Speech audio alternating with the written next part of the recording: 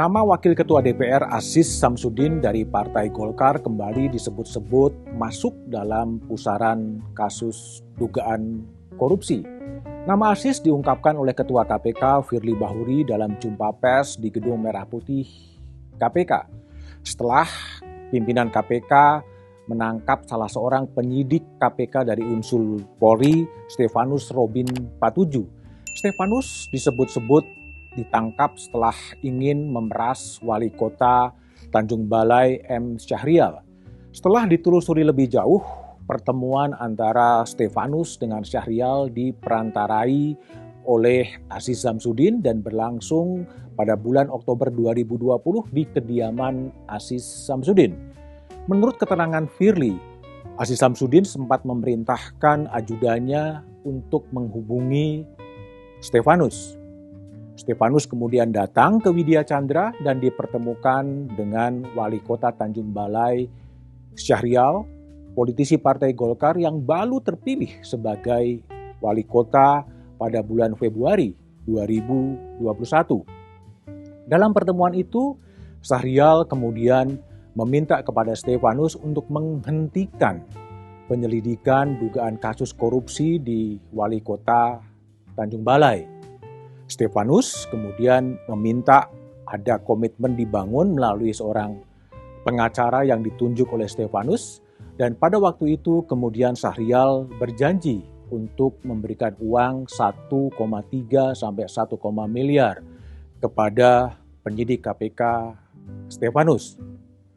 Uang itu kemudian telah diberikan secara cash dan kemudian ditransfer kepada teman dekat dari Stefanus. Inilah pangkal masalah yang hendaknya diungkap oleh pimpinan KPK. Nama Aziz Samsudin bukan kali ini saja terjebak dalam pusaran-pusaran dugaan-dugaan kasus korupsi. Dalam kasus Joko Chandra, nama Aziz juga disebut-sebut oleh bekas Kepala Divisi Hubungan Internasional Mabes Polri, Irjen Napoleon Bonaparte, ketika Tommy Sumardi menghubungi Aziz Samsudin untuk pengurusan red notice Joko Chandra. Nah, sekarang kemudian ini diungkapkan oleh Firly. Aziz Samsudin sendiri sampai sekarang belum mau berkomentar. Dia menghindari media dan dia tidak ingin berkomentar apapun. Pembelaan justru muncul dari politisi PDI Perjuangan Masinton Pasaribu. Menurut Masinton, apa yang dikerjakan Aziz hanyalah upaya untuk menyerap aspirasi masyarakat.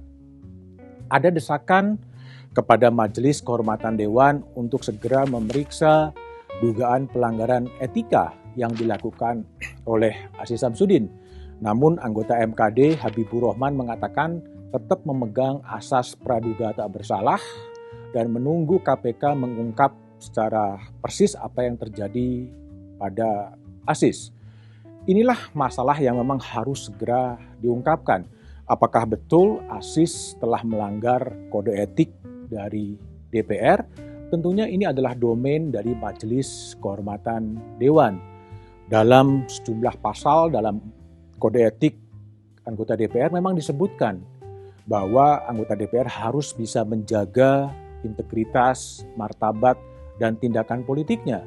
Tetapi juga dalam hubungannya dengan mitra kerja, anggota DPR harus betul-betul mempertimbangkan agar tidak terjadi kemungkinan terjadinya kolusi, nepotisme, dan korupsi.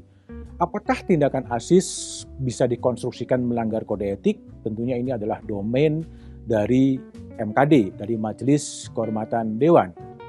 Namun, penyelidikan oleh KPK tetap harus diteruskan. Apakah penyidik Stefanus bekerja sendirian? Apa keterlibatan Aziz Samsudin? Itulah harus kemudian diungkap agar jelas duduk perkaranya. Panggung MKD, pemeriksaan di KPK adalah panggung terhormat bagi Aziz Samsudin untuk mengungkapkan apa versinya berkaitan dengan kasus M. Syahrial. Hanya dengan cara itu kemudian publik bisa mendapatkan informasi yang lebih berimbang, tidak hanya tertuju kepada pernyataan dari pimpinan KPK. Publik masih menantikan apa yang akan dikatakan oleh Aziz Samsudin.